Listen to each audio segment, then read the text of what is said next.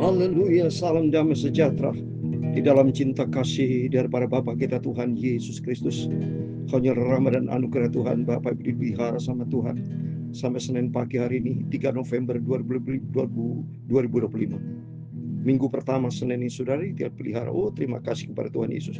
Katakan Yesus begitu baik. Biar hari-hari hidup penuh dengan tantangan, penuh dengan perjuangan ini tidak pernah berhenti. Namanya kehidupan penuh dengan cobaan, penuh dengan tantangan hidup. Kalau Bapak Ibu mendaki gunung, ya kita naik. Kalau saya sendiri sudah pernah naik ke Gunung Sinai, puncaknya itu butuh perjuangan Bapak Ibu. Ya, bahkan mohon maaf nih, banyak yang meninggal itu naik ke Gunung Sinai. Artinya banyak gagal dalam kehidupan ini. Kalau tidak minta kekuatan dari Tuhan, mendaki gunung itu butuh perjuangan. Ada harga yang harus dibayar. Ya, semua bentuk pengorbanan kita lakukan. Yang penting bisa sukses sampai ke puncak gunung. Demikian kehidupan ini. Namanya sukses kalau selama kita hidup ada aturan main. Jangan pernah melanggar. Jangan sampai gagal di tengah jalan. Seperti tadi saya sampaikan, gagal dia tidak sampai ke puncak dan meninggal. Karena sakit jantung, kecapean, karena tidak hati-hati dalam melangkah berjalan. Hidup ini harus hati-hati. Harus andalkan Tuhan. Berserah total kepada Tuhan. Tutur saya Pastor Yakob Rahmat akan menyanyikan pujian ini. Oh, aku berserah, amin, haleluya. Aku berserah hanya kepada Yesus. Pada Yesus Juru Selamat, aku berserah.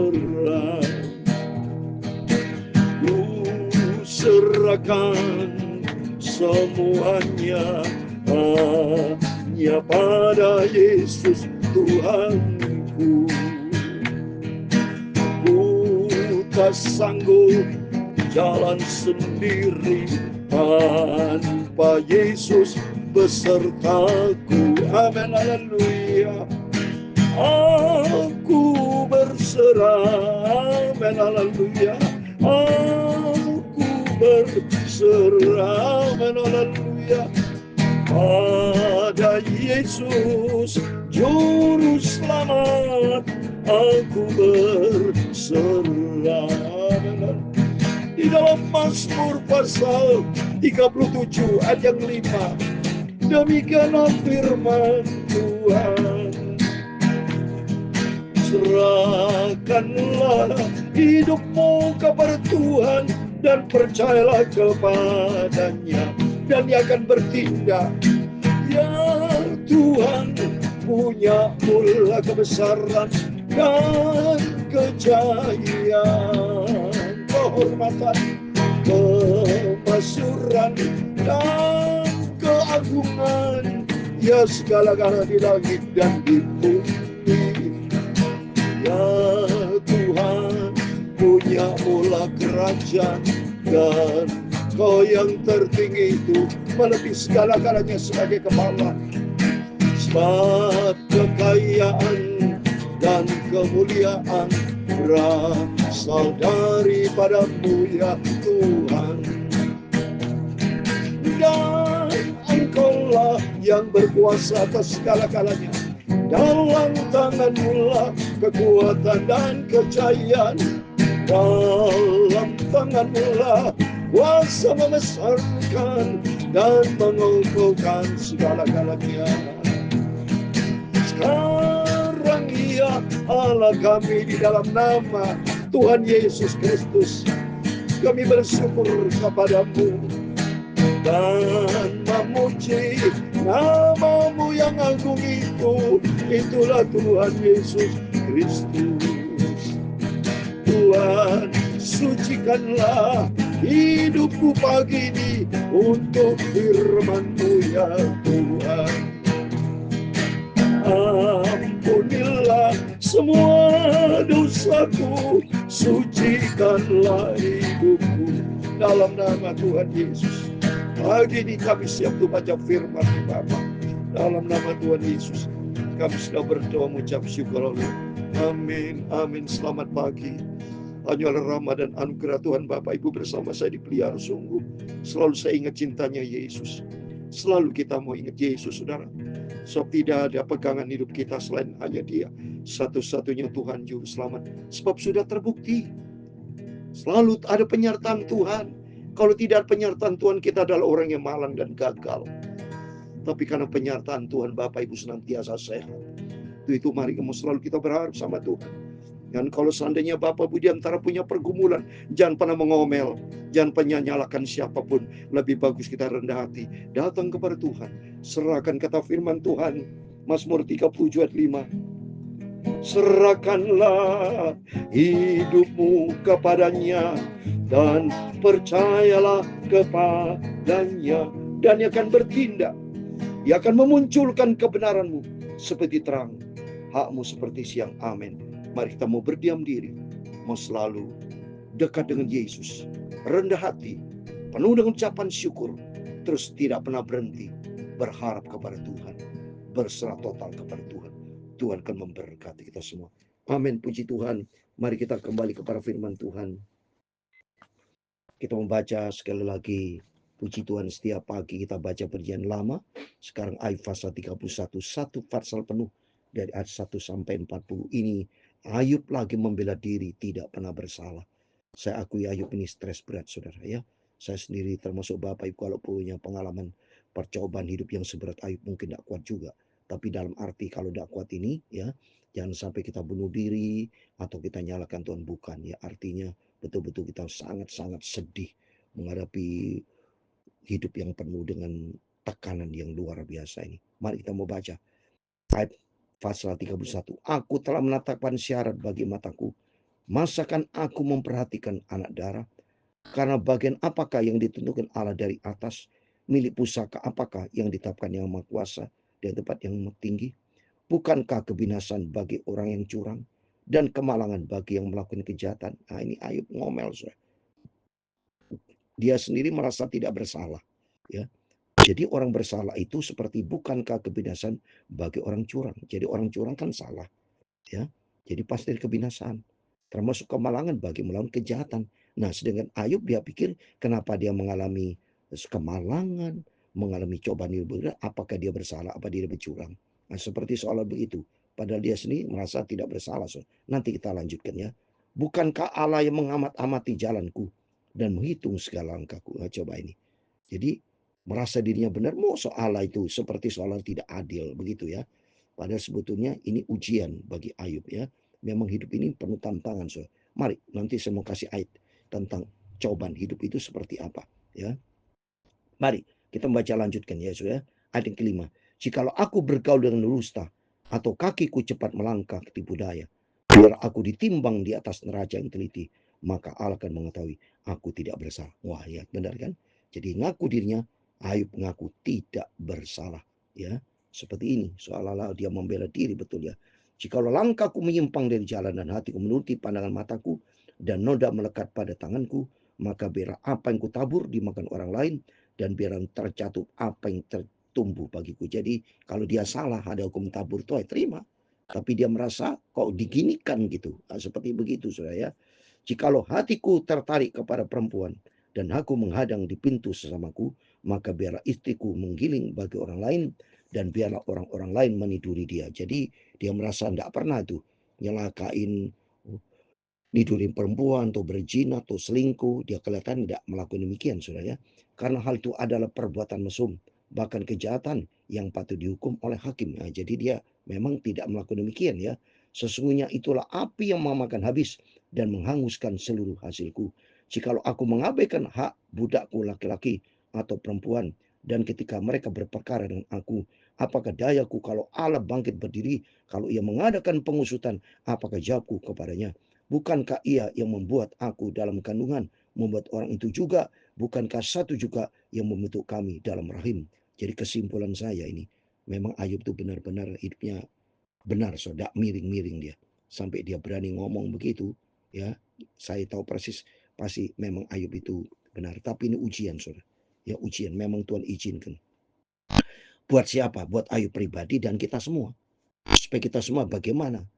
Kita kalau menghadapi cobaan seperti Ayub ini, kita juga mampu nggak seperti Ayub, atau kita ngomel, atau kita jatuh dalam dosa. Tapi Ayub tidak, saudara. Ya, itu kita bisa belajar.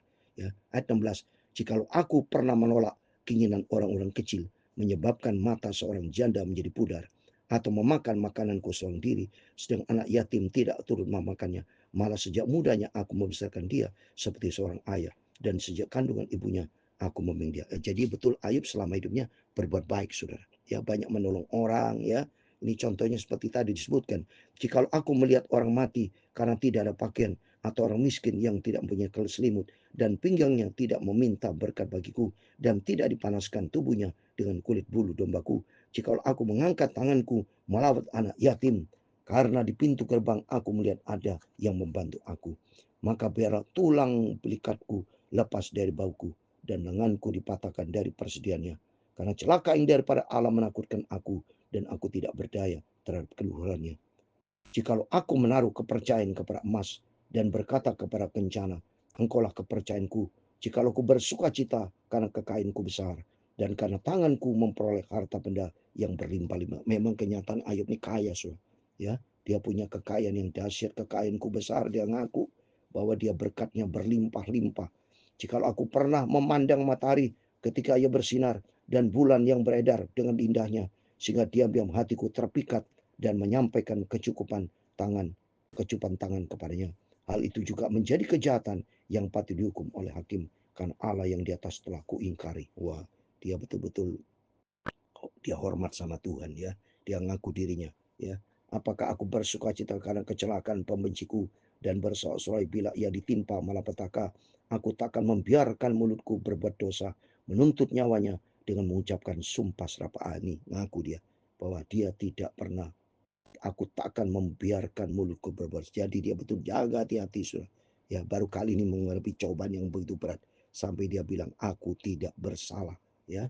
Jadi saya yakin Ayub itu hidupnya betul-betul baik, saudara. Ya, seperti Tuhan lihat bahwa dia baik. Cuma dia dapat ujian dari Tuhan. Makanya Tuhan diam, saudara. Tidak langsung dihukum. Ya, karena dia tuh disayang juga sama Tuhan. Buktinya dia tidak dihukum, diizinkan sama Tuhan. Ngomel-ngomel silakan. Tapi nanti Tuhan akan jawab. Lihat, saudara ikutin ya. Berapa pasal lagi Tuhan akan jawab nanti. Jikalau orang-orang di kemahku mengatakan, siapa yang tidak kenyang dengan lauknya, malah orang asing pun tidak pernah bermalam di luar pintuku, kubuka bagi musafir. Baik ini Ayub. Selalu menolong orang musafir, orang tidak mampu, ditolong sama Ayub. Jikalau aku menutupi pelanggaranku seperti manusia, dengan menyembunyikan kesalahanku dalam hatiku, karena aku takuti kalai ramai, dan penghinaan kaum keluarga mengagetkan aku, sehingga aku berdiam diri dan tidak keluar dari pintu. Sekiranya ada yang mendengarkan aku, inilah tanda tanganku. Hendaklah yang Maha Kuasa menjawab aku, sekiranya ada surat tuduhan yang tulis lawanku. Wow. Jadi saya yakin Ayub ini ya kasihan juga secara manusia, saya, karena betul menghadapi cobaan yang sangat berat sampai dia berani ngomong seperti itu, saudara, ya. Ya, ayat 3a, ayat 35. Sekiranya aku ada yang mendengarkan aku, inilah tanda tangan, sampai dia berani tulis komitmen tanda tangan, saudara, ya. Ayat 36. Sungguh surat itu akan kupikul dan akan kupakai bagaikan mahkota. Setiap langkahku akan kuberikan kepadanya. Selaku pemuka aku akan menghadap dia. Jikalau ladangku berteriak karena aku, dan alur bajaknya menangis bersama-sama. Jikalau aku memakan habis hasilnya dengan tidak membayar, dan menyusahkan pemilik-pemiliknya. Ayat 40 yang terakhir. Maka biarlah bukan gandum yang tumbuh, tapi onak, dan bukan jelai, tapi lalang. Sekiranya kata-kata Ayub. Amin. Sekiranya kata Ayub. Jadi Ayub itu ngomel, curang isi hati bahwa dia tidak bersalah. Kalau dia bersalah, dia berani tanggung resikonya. Di ayat yang terakhir ini, maka biarlah bukan gandum yang tumbuh, tapi onak. Ya, dia ngaku kalau tidak bersalah. Ya.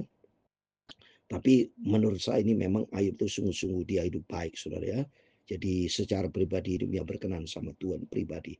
Tapi kelemahannya dia saya katakan tadi, sayang yang dihukum makanya istri anaknya, saudara. Istri mati, anaknya mati, saudara. Ya, termasuk Ayub sendiri kena karena apa? Dia sendiri dapat cobaan dari iblis, ya. Karena dia sendiri ada kelemahannya, kelemahan menurut saya, ya, yaitu membiarkan anaknya pesta pora dan berkata berdosa kepada Tuhan, mengutuki. Maka istrinya juga ngutuki kan. Nah ini Ayub sendiri berkata kan di dalam Ayub 1:5, sama saya ulangi ya supaya saudara bisa jelas ya. Maka di sini harus hati-hati, saudara. Ya, kita anak-anak juga jangan sampai berbuat dosa. Ya, anak juga harus kita didik supaya anak-anak juga takut akan Tuhan. Ini Ayub 1 ayat 5 demikian firman Tuhan. Setiap kali, nah ini saudara, Ayub berkata, setiap kali apabila hari-hari pesta telah berlalu. Nah, coba ini saudara. Saya yakin ini setelah besok paginya, ya, anak-anak setelah pesta pora mungkin dibangunnya siang, saudara, pasti begadang sampai pagi ya. Nah, Ayub mungkin bangun pagi langsung begini. Ayub memanggil mereka dan menguruskan mereka keesokan harinya.